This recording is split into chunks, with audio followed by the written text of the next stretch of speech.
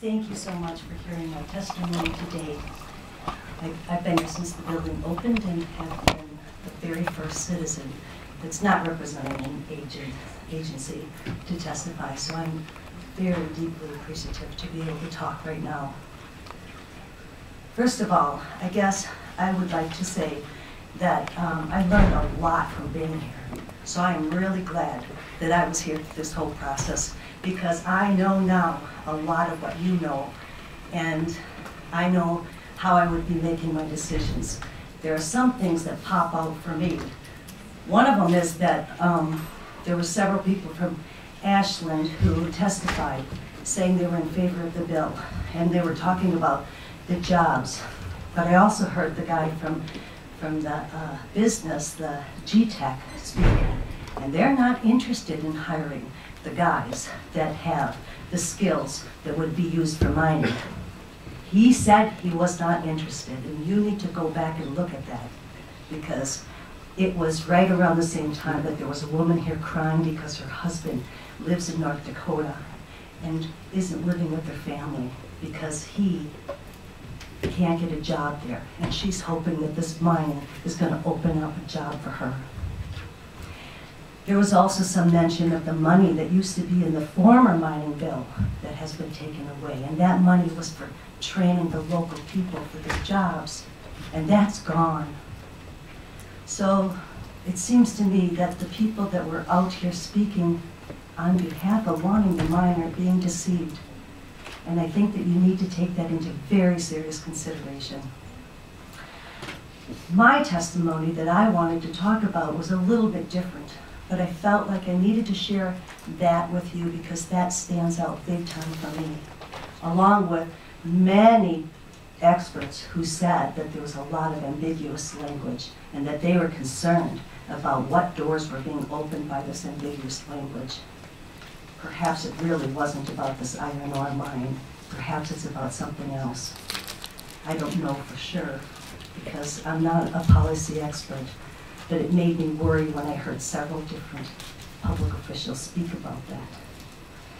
My own personal testimony comes from being a grandmother, and I take my grandchildren camping every summer. If I have any time at all, any free time at all, the first thing I do is I go camping. And it's really important to me that our waters stay as good as they can.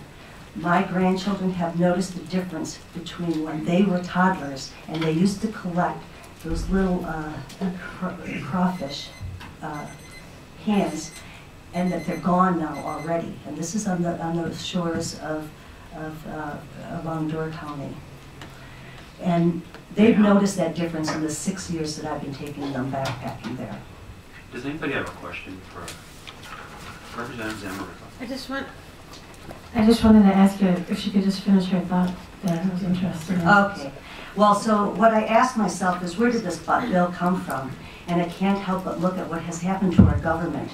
There is a great threat to our families and to our state. And the threat is that big business is taking over our government by making campaign contributions, and the legislative recipients are responding by allowing laws to pass that hurt our state and enrich donors. Recently, the interests that support mining deregulations have contributed nearly $1 million to the 20 members of this committee. At the top of this committee is Senator Alberta Darling, who has gotten almost $500,000. And I know that she has gotten more than any of you. She's gotten 600% times more than the next person, which would be the sponsor of the bill, which is Senator Tom Tiffany, who received $74,000 from the special interest groups that support the deregulation for mining. And next on the list is Senator Glenn Grothman. He earned $52,000 from the special interest group.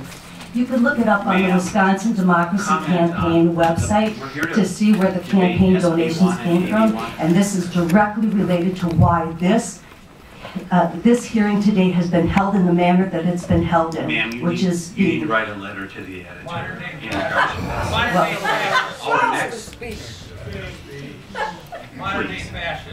Our next. Please check out the Wisconsin Democracy Campaign website and check out where the money is being donated to these Our next different person to people. testify is Celeste Lord. Celeste, come on. Thank you so much. Mr. Chairman, could I ask you a question, please? Not Celeste, on campaign finance. Celeste is going to testify here. Just Celeste. ask, what time did you sign up this morning? I was the very first person in line this morning that doesn't represent an agency, and so I was in the building by 8, and I was up here and in the door by 9. So this has been 12 hours. Thank you. Yes, thank you. Thanks, Christine. We appreciate it. Celeste Lorgan, come on.